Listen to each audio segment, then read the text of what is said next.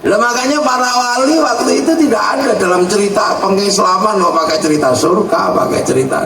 Yang ada adalah cerita tentang kesaktian para wali. Kenapa kesaktian para wali yang banyak muncul? Karena yang diimbangi adalah Brahmana yang juga sakti. Mereka punya cakti dalam bahasa Jawa kuno. Cakti itu kemampuan yang tidak bisa dinalar oleh akal. Makanya yang bisa ngelawan cakti itu namanya karomah. Nah, wali punya karomah, kiai punya maunah. Jadi kiai yang bisa nyuwuk ini ya punya maunah, berlabuh gitu. Itu ada gitu. Kita dungakno setrume gantek ngono to. Makanya kudu ngecas, kudu tirakat, kudu foto setrume entek ngono ya angin tok. Lah inilah makanya sakti. Nah, yang paling berat dipikirkan oleh para wali itu bukan apa-apa. Karena ketemu bangsa yang maju. Sehingga kemudian yang dipikirkan oleh para wali, jangan sampai Islam menghambat kemajuan bangsa Nusantara. Bagaimana Islam membuat bangsa ini tetap maju tapi punya pemahaman agama yang bisa diterima oleh orang-orang Indonesia. Nah, itulah maka yang dipikirkan oleh para wali adalah bagaimana bangsa yang sudah maju dan bersatu ini tetap akan menjadi daerah di mana nanti Islam harus dikembangkan. Nah, ini bangsa yang sudah punya agama, punya suku, punya bangsa yang tadinya hanya di dalam catatan waja'alnakum syu'uban wa qabaila lita'arufu. Ini bangsa yang berbeda. Mana Arab ketemu bangsanya satu.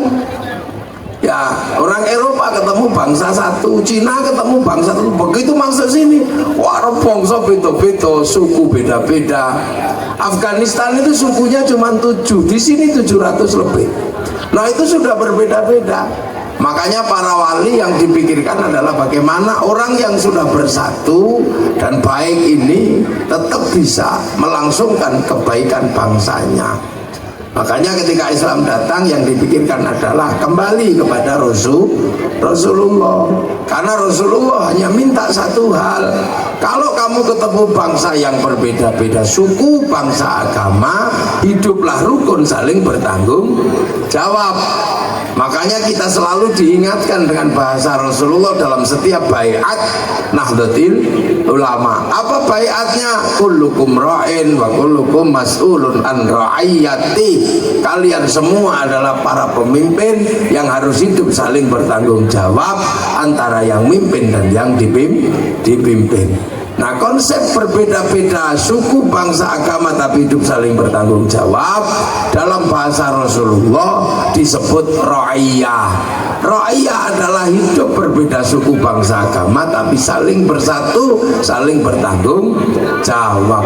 Ra'iyah yang disampaikan Rasulullah itulah yang disampaikan oleh para wali, dijadikan alat pemersatu sehingga orang Indonesia disebut ra'iyah sesuai perintah Rasulullah yang diserap ke bahasa Indonesia menjadi rakyat. Rakyat adalah bahasanya Rasulullah. Jadi jangan dikira rakyat itu bukan bahasa PKI. Rakyat itu bukan bahasa siapapun, itu bahasanya Rasulullah. Kullukum ra'in wa kullukum mas'ulun an ra'iyati. Sehingga ra'iyah diberlakukan di Indonesia, diserap ke bahasa kita menjadi rakyat. Rakyat adalah bahasanya Rasulullah, dan satu-satunya bangsa muslim dunia yang sanggup mengambil kalimat ra'iyah untuk menyebut warga bangsanya hanya muslim Indonesia. Tidak ada yang lain, itu muslim Indonesia. Makanya akhirnya kita selamat. Arab satu bangsa pecah puluhan negara, Eropa satu bangsa pecah puluhan negara, Cina satu bangsa pecah puluhan negara, Afrika satu bangsa pecah puluhan negara. Tapi kita puluhan bangsa, suku dan agama mampu bersatu dalam satu negara kesatuan Republik Indonesia.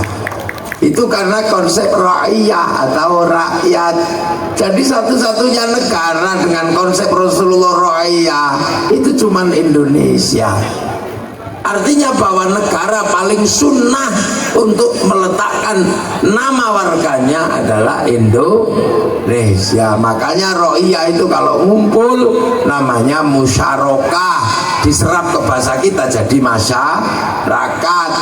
Kalau berbeda paham, wasyawirum fil amri, lahir konsep musyawarah. Kalau kita kemudian menentukan masalah hukum pakai namanya al-hakim atau mahkamah, bahasa Arab semua.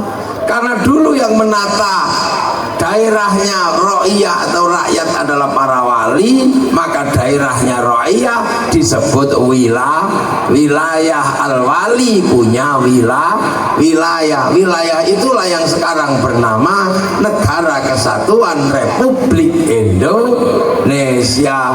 Maka santri dan Nahdlatul Ulama penerus para wali selalu tegas mengatakan NKRI harga mati, karena ini tinggalannya. Makanya sekarang kita rawat Indonesia ini. Jadi kita rawat kebersamaan Indonesia ini, mari kita rawat. Jangan sampai tercerai berai. Makanya Nahdlatul Ulama menggunakan ayat wa'tasimu bihablillahi jami'an wa la tafarraqu. Makanya kita ini selalu jadikan agama alat pemersatu agar bangsa ini tidak tercerai berai.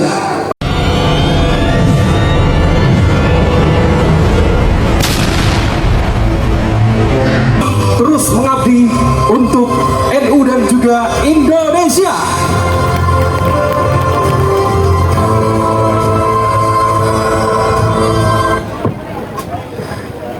Baiklah, hadirin para jamaah peserta apel akbar 10.000 kader NU Kabupaten Karanganyar. Sesaat lagi kita akan segera mengikuti orasi kebangsaan yang akan disampaikan oleh Gus Muwafiq. Terlebih dulu saya bacakan profil beliau. Gus Muwafiq, nama lengkap Kiai Haji Ahmad Muwafiq, tokoh ulama NU, kelahiran Lamongan 2 Maret 1974, pengasuh salah satu pondok pesantren di daerah Sleman, Yogyakarta, pernah menjabat sebagai asisten pribadi Presiden Abdurrahman Wahid atau Gus Dur, pernah menjadi sekretaris jenderal mahasiswa Islam se-Asia Tenggara. Gus Muwafiq juga seorang penulis. Pada tahun 2019, Gus Muwafiq menerbitkan bukunya yang berjudul Islam Rahmatan Lil Alamin. Buku setebal 223 halaman itu banyak mengulas mengenai wawasan tentang dunia Islam dan perkembangan Islam di Indonesia, dan beliau akrab juga terkenal dengan sejarah dan juga budayanya dalam ceramah-ceramah beliau. Marilah kita ikuti dengan hikmat, dengan seksama orasi kebangsaan bersama Gus Muwafiq.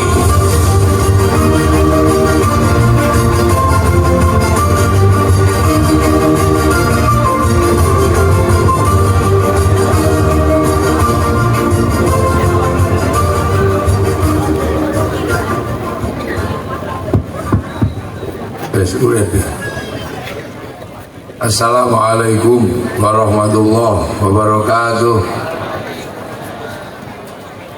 Bismillahirrahmanirrahim. Bismillah, alhamdulillah, wassalatu wassalamu ala rasulillah Sayyidina Muhammad ibn Abdillah wa ala alihi wa sahbihi wa azwajihi wa dhurriyyatihi wa ahli baitihi wa man tabi'ahum bi ihsan ila yaumil qiyamah.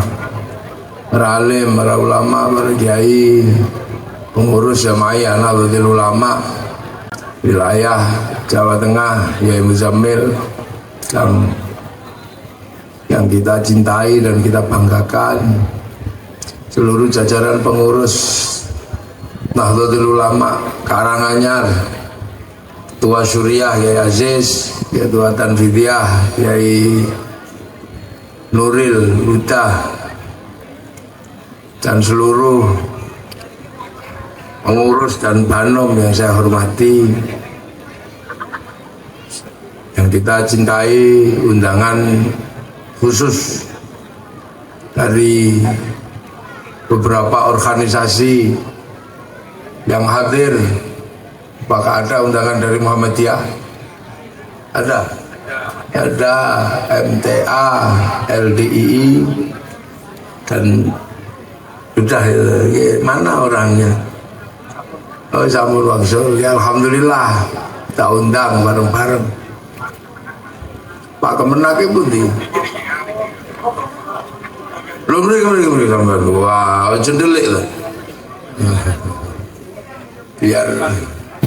Biar NU tidak dianggap sebagai agama baru sini zaman ini. Ini biar tahu bahwa NU itu organisasi sosial kemasyarakatan. Makanya kita undang Kemenak, jadi bukan NU bukan agama baru. Karena orang-orang katanya NU agama anyar. Anggota DPR RI yang kita banggakan ada Pak Paryono, ada Mbak Lulu, yang kedua-duanya adalah kader Nahdlatul Ulama, dan yang lain yang masih banyak di sini. Ada Pak Jati, ini termasuk penggerak yang muser aja. Mana yang lain, ada dokter, ada NU juga punya dokter, jangan dikira. Masih di sini mau tahu delik rutut. NU punya dokter, kata siapa? NU gak punya dokter. Dipikir punyanya cuma suwuk, rendah. Komandan polisinya, nah itu polisinya juga ada. Bukan cuma tukang suwuk dan panser, polisi juga ada. Apa lagi? Tukang bekam juga ada. Polisi lagi, tukang polisi, tukang bekam komplit. Ada yang ahli radio dan pidato, Pak Parsono. Mana tadi sini sampai dengar. Provokatornya NU di belakang. Ayo itu ngajeng sedaya enak mburi kademen. Ayo kene maju. Dan lagi wadah suwuk ini. Enggak tak kei suwuk sing lho aja ngono to. NU ngene lho. Makanya NU itu enggak pernah di depan ngimami royokan mo. Pidato royokan mo, akhirnya mburi terus NU itu. Kene maju. Aku sing maju lho pokoke. Kene. Sampai melok maju ini, ayo. Wes nang kene cek ayo kene maju. Kabeh maju ning arep di depan sini, maju. Cek ketok ayo. Ya ngerokok ora apa-apa ning arep. Pokoke ning arep aja ngerokok rek disuting. Heeh, enggak rokok eleren. Nggih. Rokok eleren. Nek wis ning arep iku kudu dileren, ora lebokno. Tegesane disimpen. Irki walau tagosan, ngerokok senajan tegesan. Oh, ini komplit nih lah nih NU. Wajah NU Karanganyar gini nih banyak rupanya yang duwe so gitu. Jadi biarpun jenengan nggak rumangsa desa. Karena NU itu lono organisasi kok desa. Bahkan Mbak Lulu niku pun DPR RI tapi rupanya yang desa. Pak Paryono niku DPR RI ya desa ya gitu. Sing kutha mek kacamata tok. Ini lagi komplit Nahdlatul Ulama insyaallah. Para hadirin, para rawuh ingkang kula hormati. Jadi aja dikira ini 1 abad. 1 abad itu artinya 100 tahun. Jangan dikira 100 tahun itu adalah adanya Nahdlatul Ulama dan isinya. NU wadah tak. Jadi NU itu wadah Islam ahli sunnah wal jamaah. Islamnya ya sudah ada semenjak zaman Rasulullah. kayak air ini. Nah ini kayak ini contohnya air ya. Airnya ini sudah ada semenjak zaman ada dunia. Bungkusnya ini aja dimerki, ada merek Aqua, ada merek Ades. Berdirinya ya baru-baru aja. Nah NO juga begitu. NO itu berdirinya tahun 26, 100 tahun sekarang. Kalau dihitung dari tahun Hijriah kurang 2 tahun. Kalau dihitung lebih 2 tahun, di Masehi kurang 2 tahun. Tapi dari hitungan Hijriah sudah penuh 100 tahun. Loh, makanya NU itu isinya ya udah semenjak dulu. Tahlilan itu sudah ada semenjak sebelum tahun 26. Yasinan, sholat, zakat, puasa, haji. NU itu isinya itu ya perintah Rasulullah itu. Perintah Rasulullah. Islam syahadat, ya syahadat dari dulu ada. Sholat ya sama dari dulu. Puasa sama, zakat sama, haji sama. Nah, diwadahi oleh para ulama tahun 26. Untuk apa? Biar Islam itu tidak tercerai-berai. Karena apa? Semakin jauh dari Rasulullah, dunianya semakin berubah dan semakin berkembang. Nah, perkembangan dunia ini menghasilkan ada orang yang berbeda-beda. Nah, sikap dan pilihan yang berbeda-beda itu harus diwadahi. Satu contoh, di zaman Rasulullah orang sholat gitu ya, itu khusyuk luar biasa karena bersama Rasulullah, dan kiblatnya juga gak jauh, wong di depan mata. Makanya di zaman Rasulullah orang sholat itu khusyuk. Nah, begitu setelah Rasulullah nggak ada, semakin jauh, kiblatnya juga semakin jauh. Di Indonesia kiblatnya nggak lihat Ka'bah, tapi lihat gambar jam, lihat apa lah ini. Makanya kemudian ada sholat yang agak mundur, ada yang berusaha tepat waktu, ada yang agak mundur kayak NU pujian. Nah, ini harus ada wadahnya orang model yang seperti ini. Dulu di zaman Rasulullah orang kalau sakit, kalau apa minta didoakan Rasulullah. Tapi begitu Rasulullah nggak ada, minta didoakan oleh para ulama, para kiai menggunakan doa-doa yang pernah diajarkan oleh Rasulullah. Dan itu akan terus begitu, akan terus berkembang dengan coraknya masing-masing. Makanya harus ada yang mewadahi. Nah, yang diwadahi oleh Nahdlatul Ulama itu apa? Itu adalah Islam ahli sunnah wal jamaah yang ditinggalkan oleh para wali.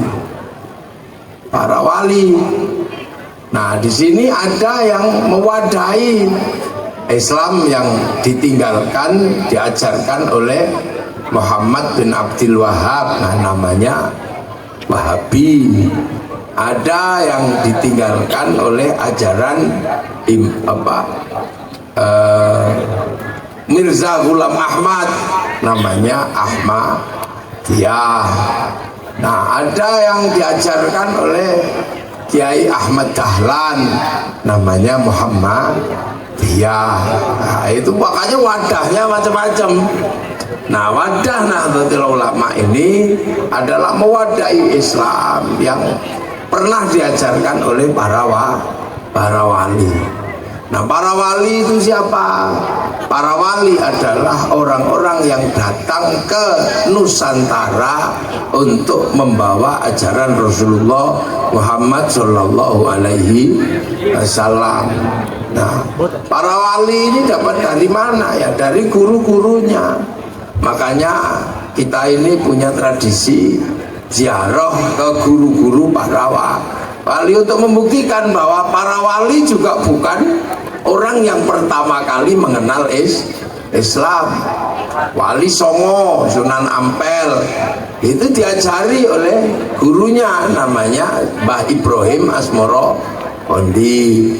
Mbah Ibrahim Asmoro Kondi diajari gurunya namanya Mbah Jamaluddin Al-Husaini Al-Kabir atau Syekh Jumadil Kubro. Diajari gurunya namanya Said Muhammad di Pasai sana. Diajari gurunya Sayyid Ahmad Jalaluddin di Campa. Diajari gurunya namanya Said Abdul Malik Mongol. Diajari gurunya namanya Sayyid Alawi Amil Faqih. Diajari gurunya namanya Said Ahmad Sokib Mirbat. Diajari gurunya namanya Said Ali Khalil Qasam. Diajari gurunya namanya Said Alwi. Diajari gurunya Said Muhammad. Diajari gurunya Said Alwi.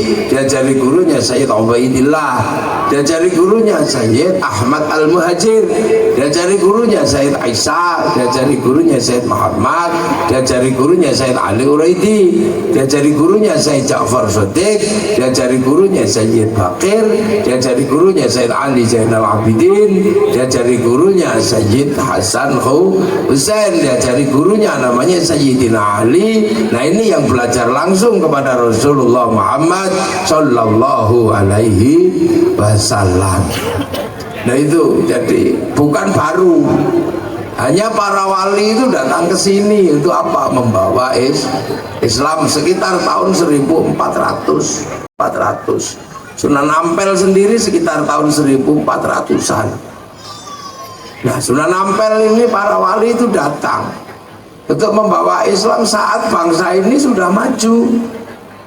Kenapa tahun 1400 bangsa ini sudah maju? Sudah.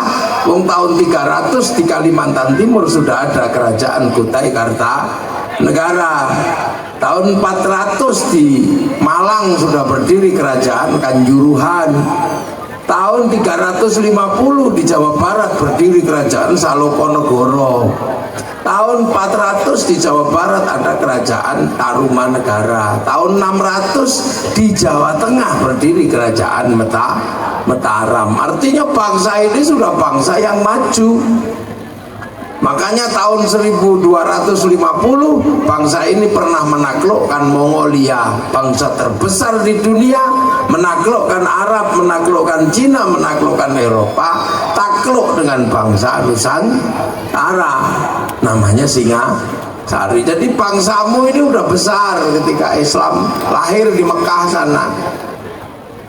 Makanya ketika para wali datang ke sini untuk membawa Islam, kenapa para wali? Kalau yang lain kan panglima perang, yang lain adalah saudagar. Kenapa yang ke sini para wali? Karena di sini sebelum Islam itu Hindu. Hindu itu yang boleh ngomong agama kasta tertinggi namanya Brahmana. Brahmana ini sudah nggak ngurus dunia. Saudagar, petani, sekaya apapun kastanya Sudra. Makanya orang Sudra gak boleh ngomong agama. Makanya kalau ada yang mengatakan Islam disebarkan oleh saudagar, itu secara teori gak masuk. Karena apa? Saudagar itu kastanya Sudra. Makanya yang menyebarkan Islam ke sini para wali yang seimbang dengan Brahmana. Nah, ini Brahmana seimbang dengan wali, makanya yang menyebarkan itu para wali. Nah, wali-wali ini datang ke sini melihat bangsa sudah maju, jadi nggak perlu lagi diajari yang sederhana-sederhana. Makanya nggak ada cerita wali mengislamkan orang Indonesia, terutama orang Jawa, dengan cerita surga. Karena cerita surga bagi orang Jawa itu sudah imbang. Surga airnya mengalir, di sini air mengalir di mana? Surga banyak buah-buahan, di sini banyak buah-buahan. Bahkan di sini buah-buahnya lebih macam-macam. Ada cipluan, ada duet, ada kesemek, ada duren. Diceritani surga itu nanti banyak perempuan cantik-cantik yang bisa dinikah. Nanti kalau orang masuk surga dapat perempuan banyak. Orang sini nggak terlalu tertarik. Karena apa? Orang sini itu punya satu aja pusing. Karena cerewet. Nah, di Arab sana perempuan itu nurut. Karena apa? Perang perempuan, ya, berdagang perempuan, cari makan perempuan. Makanya perempuannya nurut-nurut. Nah, di sini perempuannya merdeka. Karena hampir pekerjaan besar malah dilakukan oleh perempuan. Nanam padi perempuan, ngambil kopi perempuan, panen perempuan, ngomong makan di bebek perempuan. Makanya perempuan Indonesia ini mandiri, bisa bisa ditinggal oleh laki-lakinya. Makanya kalau laki-laki tinggal istrinya, laki-lakinya nggak kuat, tapi kalau perempuan tinggal istrinya biasa aja. Makanya itulah awal kenapa di Indonesia perempuan itu mandiri dan cerewet, karena bisa hidup tanpa laki-laki. Makanya jadi laki-laki di sini jangan sok-sokan, perempuanmu lebih merdeka. Nah itu awalnya. Makanya kalau di sini perempuan merdeka, berani ngomel, cerewet. Maka laki-laki yang di atas ini semua pasti kalahnya sama perempuannya di rumahnya masing-masing. Kagak ya. Nah itulah. Nah makanya para wali melihat Indonesia ini sudah jadi, mau diajari bahasa yang halus. Di Jawa sudah halus bahasanya, akhlak berbahasa di sini sudah selesai. Makanya ada tingkatan makan, ada tingkatan dahar, ada tingkatan nedo, tapi ada tingkat di bawahnya badok, ya ada tingkatan tidur turu, naik, tilam, bubuk, sare, nendro, ke bawah ya enten, micek, dekok, ada. Orang mati ya ada tingkatan atas, itu kapundut, marak sowan ngarsanipun Allah. Tapi sing ke bawah juga ada, mati bongkok, modar. Nah ada di Indonesia ini sudah komplit. Ini bahkan hantu paling komplit itu Indonesia. Lah makanya para wali waktu itu tidak ada dalam cerita pengislaman mau pakai cerita surga, pakai cerita. Yang ada adalah cerita tentang kesaktian para wali. Kenapa kesaktian para wali yang banyak muncul? Karena yang diimbangi adalah Brahmana yang juga sakti. Mereka punya cakti dalam bahasa Jawa kuno. Cakti itu kemampuan yang tidak bisa dinalar oleh akal. Makanya yang bisa ngelawan cakti itu namanya karomah. Nah wali punya karomah, kiai punya maunah. Jadi kiai yang bisa nyuwuk ini ya yang punya maunah, pelapuk gitu. Udah ada gitu. Kita dungakno setrume gantek ngono to. Makane kudu ngecas, kudu tirakat, kudu foto setrume entek ngono ya angin tok. Lah inilah makanya sakti. Nah yang paling berat dipikirkan oleh para wali itu bukan apa-apa, karena ketemu bangsa yang maju. Sehingga kemudian yang dipikirkan oleh para wali, jangan sampai Islam menghambat kemajuan bangsa Nusantara. Bagaimana Islam membuat bangsa ini tetap maju, tapi punya pemahaman agama yang bisa diterima oleh orang-orang Indonesia. Nah itulah maka yang dipikirkan oleh para wali adalah bagaimana bangsa yang sudah maju dan bersatu ini tetap akan menjadi daerah di mana nanti Islam harus dikembangkan. Nah ini bangsa yang sudah punya agama, punya suku, punya bangsa yang tadinya hanya di dalam catatan waja'alnakum syu'uban wa qabaila lita'arufu. Ini bangsa yang berbeda, mana Arab ketemu bangsanya satu. Ya, orang Eropa ketemu bangsa satu, Cina ketemu bangsa satu. Begitu masuk sini, wah bangsa beda-beda, suku beda-beda. Afghanistan itu sukunya cuma 7, di sini 700 lebih. Nah itu sudah berbeda-beda.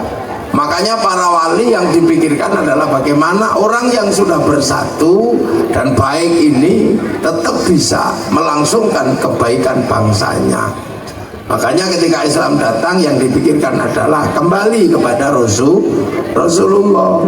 Karena Rasulullah hanya minta satu hal, kalau kamu ketemu bangsa yang berbeda-beda suku, bangsa, agama, hiduplah rukun saling bertanggung jawab.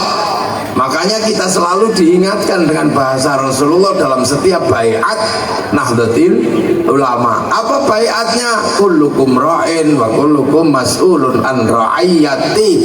Kalian semua adalah para pemimpin yang harus hidup saling bertanggung jawab antara yang mimpin dan yang dipimpin. Nah, konsep berbeda-beda suku, bangsa, agama tapi hidup saling bertanggung jawab dalam bahasa Rasulullah disebut ra'iyah. Ra'iyah adalah hidup berbeda suku, bangsa, agama tapi saling bersatu, saling bertanggung jawab. Ra'iyah yang disampaikan Rasulullah itulah yang disampaikan oleh para wali, dijadikan alat pemersatu sehingga orang Indonesia disebut ra'iyah sesuai perintah Rasulullah, yang diserap ke bahasa Indonesia menjadi rakyat. Rakyat adalah bahasanya Rasulullah. Jadi jangan dikira rakyat itu bukan bahasa PKI. Rakyat itu bukan bahasa siapapun, itu bahasanya Rasulullah. Kullukum ra'in wa kullukum mas'ulun an ra'ayati. Sehingga ra'iyah diberlakukan di Indonesia, diserap ke bahasa kita menjadi rakyat. Rakyat adalah bahasanya Rasulullah, dan satu-satunya bangsa muslim dunia yang sanggup mengambil kalimat ra'iyah untuk menyebut warga bangsanya hanya muslim Indonesia. Tidak ada yang lain, itu muslim Indonesia. Makanya akhirnya kita selamat. Arab satu bangsa pecah puluhan negara, Eropa satu bangsa pecah puluhan negara, Cina satu bangsa pecah puluhan negara, Afrika satu bangsa pecah puluhan negara. Tapi kita puluhan bangsa, suku dan agama mampu bersatu dalam satu negara kesatuan Republik Indonesia. Itu karena konsep ra'iyah atau rakyat. Jadi satu-satunya negara dengan konsep Rasulullah ra'iyah itu cuman Indonesia. Artinya bahwa negara paling sunnah untuk meletakkan nama warganya adalah Indonesia. Makanya ra'iyah itu kalau ngumpul namanya musyarakah, diserap ke bahasa kita jadi masyarakat. Kalau berbeda paham, wasyawirhum fil amri, lahir konsep musyawarah. Kalau kita kemudian menentukan masalah hukum pakai namanya al-hakim atau mahkamah, bahasa Arab semua. Karena dulu yang menata daerahnya ra'iyah atau rakyat adalah para wali, maka daerahnya ra'iyah disebut wilayah. Al-wali punya wilayah. Wilayah itulah yang sekarang bernama Negara Kesatuan Republik Indonesia. Maka santri dan Nahdlatul Ulama penerus para wali selalu tegas mengatakan NKRI harga mati, karena ini tinggalannya. Makanya sekarang kita rawat Indonesia ini. Jadi kita rawat kebersamaan Indonesia ini, mari kita rawat. Jangan sampai tercerai berai. Makanya Nahdlatul Ulama menggunakan ayat wa'tasimu bihablillahi jami'an wa la tafarraqu. Makanya kita ini selalu jadikan agama alat pemersatu agar bangsa ini tidak tercerai berai. Makanya kalau kiai doa, kiainya yang doa, santrinya yang amin, amin, amin, amin, amin. Kalau udah kecapean, amin, kiainya paham, walhamdulillahirabbil alamin. Begitu semua pengen doa agar bersatu, dibawa ke alun-alun Karanganyar, namanya istighosah kubro. Lah kalau sudah istighosah semua bersatu. Jual tahu ya laku tahunya, jual balon laku balonnya, jual aqua, jual es teh, jual apa, tidak ada yang ditanya rakyat ini agamamu apa, tapi semua bersatu dalam kebersamaan doa yang digerakkan oleh Nahdlatul Ulama. Persatuan terjaga, roda ekonomi berputar. Sing liyane wis ra gelem bersatu, ndongone ijen. Kalau itu diteruskan, maka yang terjadi adalah perpecahan di tengah masyarakat karena nggak ada ikatan di antara ikatan agama. Makanya Nabi lahir mulutan, Nabi Isra Mi'raj terus itu gak pernah berhenti membangun kebersamaan dan memutar ekonomi masyarakat. Ada orang perintah sholawat, ya perintah, tapi di tangan para ulama sholawat ini menjadi alat pemersatu, disebut sholawatan. Makanya ada sholawatan, ada yang model Habib Syekh, marhaban ya nurul ini, ada yang begitu, ada yang model Jawa, ada yang model dangdut, ya Rasulullah salamun alaika,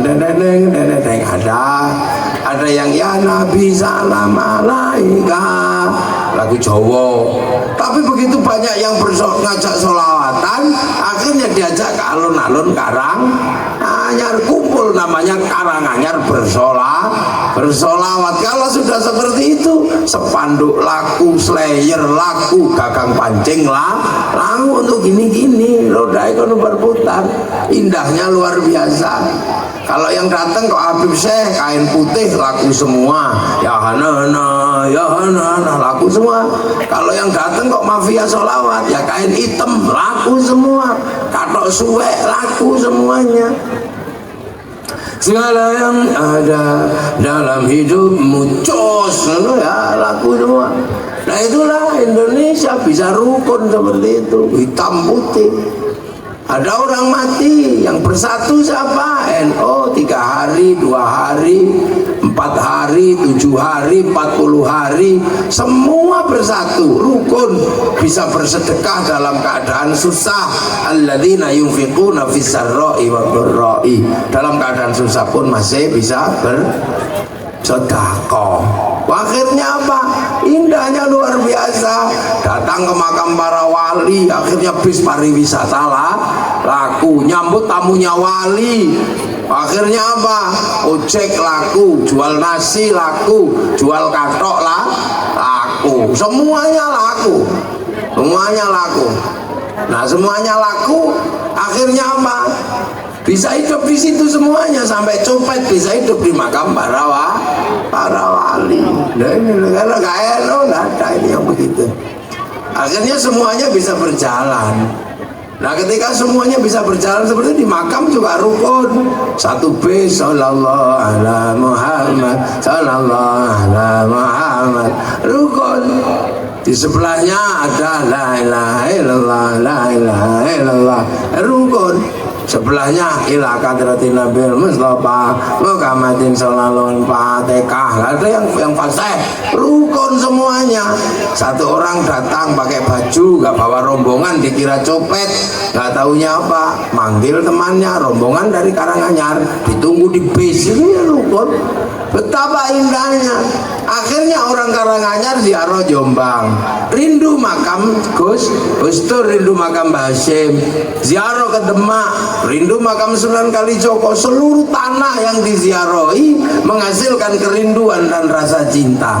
Dan rasa cinta yang tumbuh karena berziarah itulah menjadi cikal bakal cinta pada tanah air. Kalau itu semua terjadi, makanya nggak ada teroris dari kalangan santri yang suka ziarah kubur. Seluruh teroris tidak ada satupun yang senang ziarah kubur, karena nggak ada yang ditakuti. Nah ini terus berjalan berputar. Makanya untuk menjaga kebangsaan, NU ngeluarin duit setiap bulan, mulutan ngeluarin uang. Setiap pengajian kayak begini habis berapa? Banyak sekali. Salam 1 tahun mulutan, Isra Mi'raj, ada orang wati. Makanya kalau Nahdlatul Ulama sampai bantingan pakai koin, karena memang NU menjaga bangsa, ngeluarin uang yang sangat banyak. Yang lain sama sekali nggak pernah keluar uang, mulutan diam, khol diam, Isra Mi'raj nggak keluar uang. Makanya gedungnya bagus-bagus, masjidnya bagus-bagus, karena belas nggak pernah ngeluarin uang untuk merawat bangsa. Nah itu, belum sampai nggak usah heran. Nah itulah makanya yang lain diem belas, tapi ngerasa enaknya bangsa yang terjaga gitu loh. Coba, nah ini makanya pemimpin tertinggi Dewan Perwakilan Rakyat, Majelis Permusyawaratan Rakyat, Mbak Lulu, Pak Paryono itulah harus ngerawat kayak begini. Makanya kalau sampean punya kegiatan, datang aja ke rumahnya bawa proposal. Lah ya terus begitu. Pak Lulu NU itu harus ngeluarin uang banyak, apalagi PKB partainya selalu mengatakan bahwa PKB lahir dari Nahdlatul Ulama, maka setiap pengajian NU minta proposal ke Mbak Lulu, itu harus begitu. Kalau enggak ya bohong namanya. Ayo gantian. Itu yang selalu mengatakan bahwa bangsa ini dibangun oleh Bung Karno, maka kemudian ketika NU ngerawat bangsa tinggalannya Bung Karno, ya bawa proposal lah ke Pak Paryono gitu ya. Tahu mana biasa. Jangan ke yang lain. Kalau ke yang lain kita masih bertanya itu teman apa enggak tahu ya cara ngerawat bangsanya. Nah itu makanya Mbak Lulu tak suruh berdiri di depan situ sama Pak Paryono. Nah itulah, yang satu adalah Bung Karno yang mewariskan bangsa, yang satu Nahdlatul Ulama, satu dari NU, dari PKB, satu dari PDI. Jadi kalau mengatakan PKB adalah bagian dari Nahdlatul Ulama, ya setiap kegiatan NU jangan pernah sungkan-sungkan, bawa proposal. Kalau tidak ada di Karanganyar, datang aja ke Jakarta, ke rumahnya di sana. Kalau nggak keluar uangnya, ya berarti nggak NU, itu aja. Pak Paryono juga sama, makanya Pak Paryono ini dulu awal-awal gerakan NU Karanganyar, ya saya minta Pak Paryono tanggung jawab. Makanya beberapa puluh tahun yang lalu keliling ya duitnya Pak Paryono itu. Yang lain karena belum punya duit, baru Pak Paryono itu. Jadi kalau sampean tahu beberapa tahun yang lalu MWC NU bisa keliling di tiap MWC, ya duitnya Pak Paryono itu.